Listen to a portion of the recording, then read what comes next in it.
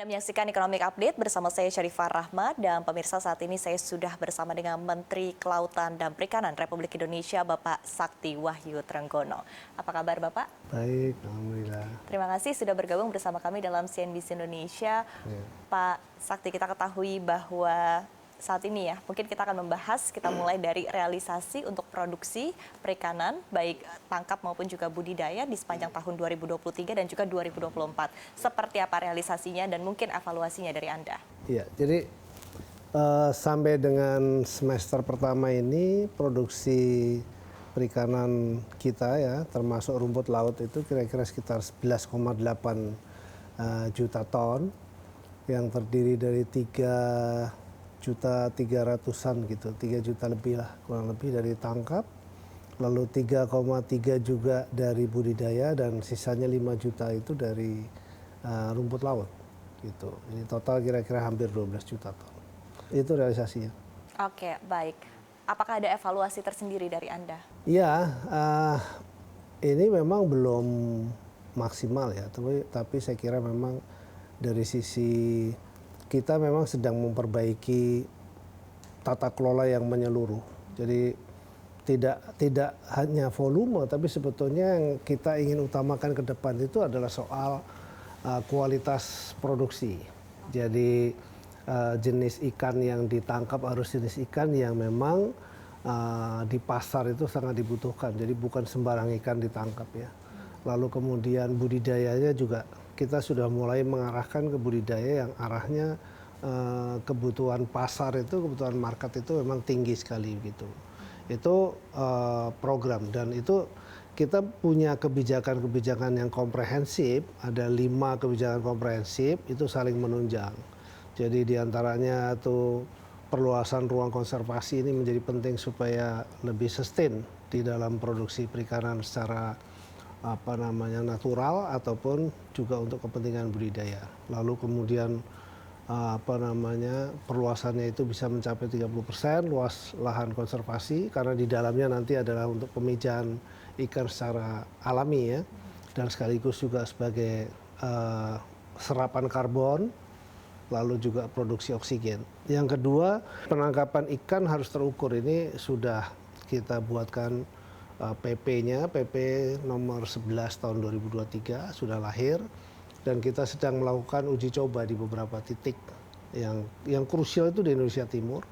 Jadi kita lagi uji coba dan kemudian tentu penangkapan ikan terukur ini nanti juga sekaligus bisa bisa dilakukan ketelusuran. Jadi artinya kita bisa sampaikan kepada konsumen kalau di luar negeri itu sangat penting itu ya, bahwa ikan jenis ini ditangkap di laut mana dan statusnya seperti apa. Ke depan arahnya ke sana. Lalu yang ketiga, yang paling penting, kita ingin mengembangkan sektor budidaya yang lebih masif dan kemudian budidaya ini yang berkualitas sehingga kita juga mulai dari bibit sampai kemudian produksi sampai panen itu betul-betul ikan yang diproduksi ikan yang punya kualitas yang baik untuk kepentingan publik.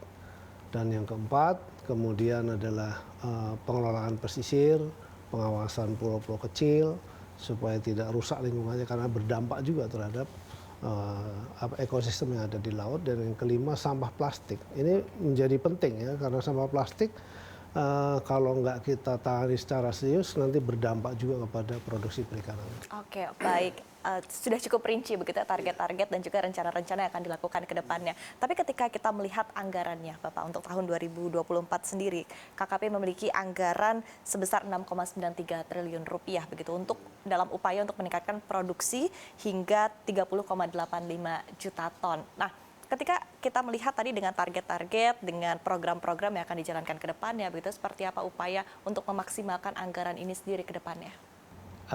Kalau mau jujur memang dengan anggaran yang ada tidak mampu memenuhi itu ya. Tapi kita harus bekerja keras untuk membuat satu modeling. Jadi yang kita harus menciptakan core competence, artinya kita memiliki kompetensi yang tinggi, yang kuat, yang bagus, supaya kita lebih sustain ke masa depan. Karena masyarakat kita adalah masyarakat produktif yang dia harus meyakini yang dia lakukan itu betul-betul bisa memberikan manfaat buat kehidupannya. Jadi bisa buat kesejahteraan buat yang bersangkutan dan sekaligus juga produktivitasnya juga meningkat tinggi. Kalau produktivitasnya meningkat, maka hasilnya untuk yang bersangkutan jadi tinggi. Ini yang kita kejar.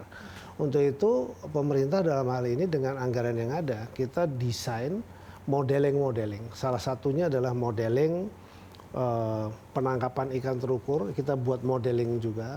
Jadi bagaimana cara menangkap ikan yang baik, itu dimulai dengan banyak teknologi yang kita siapkan, ya.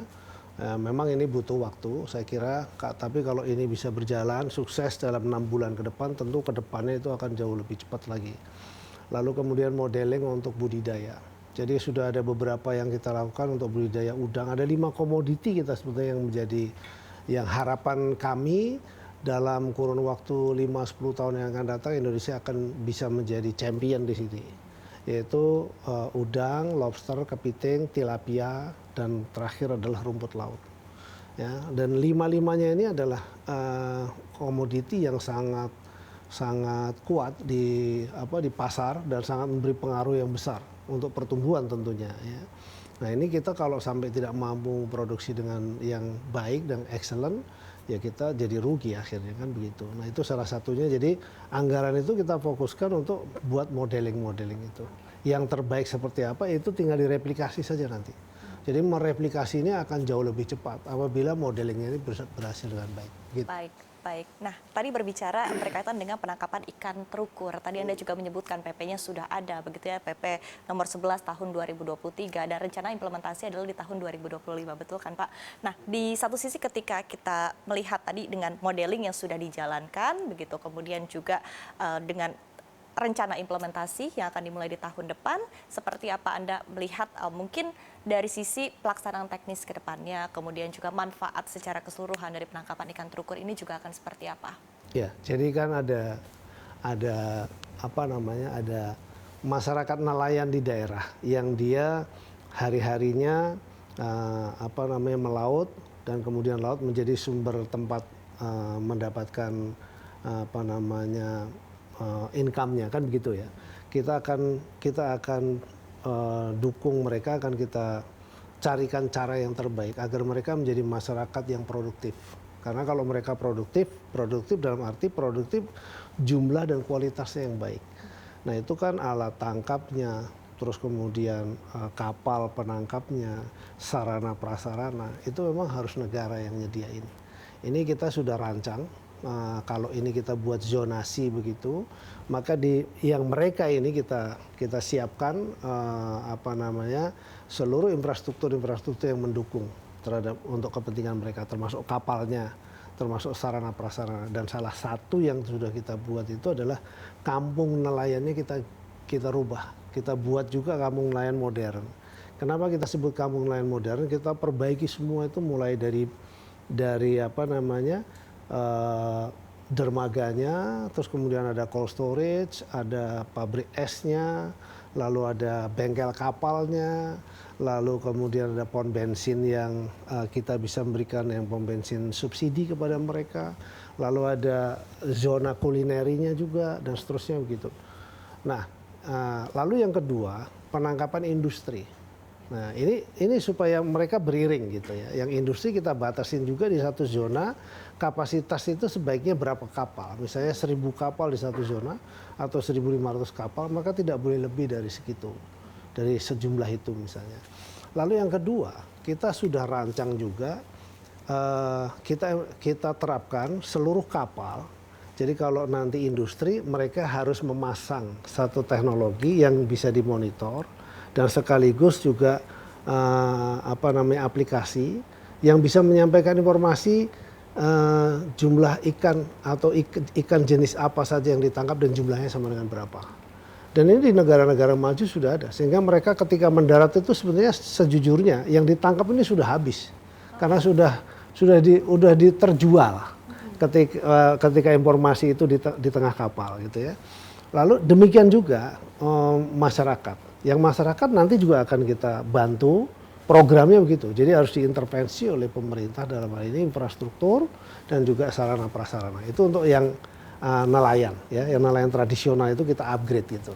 Itu kira-kira salah satunya untuk meningkatkan produksi mereka. Dan kalau ini bisa jalan di 2025, itu pemikiran saya di zona itu nanti akan terjadi pertumbuhan yang signifikan bisa 3-4 kalinya dari yang existing. Kalau selama ini kan mereka nangkep di sana, langsung muaranya ke Jawa. Nanti ke depan mereka nangkap di sana, prosesnya di sana, kemudian produksinya juga di sana, lalu kemudian ekspornya juga di sana, jualnya untuk lokal pun dari sana. Oke, baik. Jadi ekonominya akan berkembang. Baik, dan ini akan diterapkan di seluruh Indonesia ya Pak ya? Iya, ya bertahap ya. Jadi nanti sukses dulu di satu zona, nanti bergeser. Biasanya tuh kalau satu zona sukses, yang lain terus ngikut. Kan di Indonesia biasa gitu. Kita all out. Baik. Sementara kan uji coba juga sudah dilakukan Pak di Sekarang Kapal udah dan diuji Kepulauan coba. Aru. Evaluasi tersendiri mungkin? Jadi 187 kapal yang sudah kita uji coba di sana. Memang kendalanya salah satunya infrastruktur. Jadi seperti misalnya tuh tadi alat monitoringnya. Lalu kemudian juga kan itu cuaca juga belum baik karena di dalam setiap tahun itu kan ada musim-musim di mana sedang angin barat, angin timur gitu ya. Jadi ombaknya terlalu tinggi dan seterusnya. Nah, sehingga belum bisa efektif, tetapi sudah ada mulai pendaratan di sana, berangkat dari sana dan melakukan pendaratan di sana yang jumlahnya belum terlalu signifikan. Nah, sekarang kita sudah kelihatan kira-kira kendalanya adalah sekarang ini mereka masih nangkap ikan, semua ikan ditangkap, ya kan? Tapi dengan penerapan teknologi tadi, dengan penerapan aplikasi yang sedang kita rancang itu, harapan kita ke depan mereka nangkapnya itu sudah bisa sesuai dengan yang dibutuhkan. Contohnya misalnya tongkol. Oke, sekarang kebutuhan tongkol di market kira-kira sekarang itu demand-nya ada 1 juta ton misalnya gitu. Mereka tinggal punya kemampuan berapa untuk mencari tongkol itu. Lalu kemudian ada teknologi yang bisa mendeteksi jenis ikan tongkolnya ada di daerah mana aja. Kalau sekarang kan mereka buta di situ, jadi main ambil saja gitu. Nah, itu yang terjadi. Nah, kita sudah lihat gap-nya di sini soal angkutan. Logistik dari zona sana menuju ke titik marketnya di Jawa itu. Itu salah satu yang sekarang sedang kita bereskan. Baik, sehingga akhirnya prosesnya bisa berlangsung lebih efektif dan efisien begitu ya Bapak? Ya. Baik. Ya, memang membangun kelautan perikanan dari masyarakat tradisional yang mereka harus produktif, lalu kemudian harus masuk ke dalam tata kelola yang menjadi baik dan seterusnya tidak mudah. Tapi di negara-negara maju seperti di Eropa, di Amerika, di New Zealand, di Australia itu semua sudah berjalan dengan. Di New Zealand itu juga ada kuota-kuota untuk nelayan Maori misalnya begitu. Jadi mereka juga ada seperti itu. Nah, di Eropa juga sama. Jadi saya kira di Eropa butuh waktu yang cukup panjang untuk mengimplementasi penangkapan terukur itu. Dia di Norway misalnya sejak tahun 80-an. Nah, sekarang sudah settle bagus dan mereka memberikan kontribusi yang signifikan terhadap pertumbuhan ekonominya dari sektor perikanan. Nah, kita kan baru mulai ya. Jadi harusnya sih mestinya dengan belajar situasi seperti itu, saya punya keyakinan ini bisa lebih cepat. Baik, dan tadi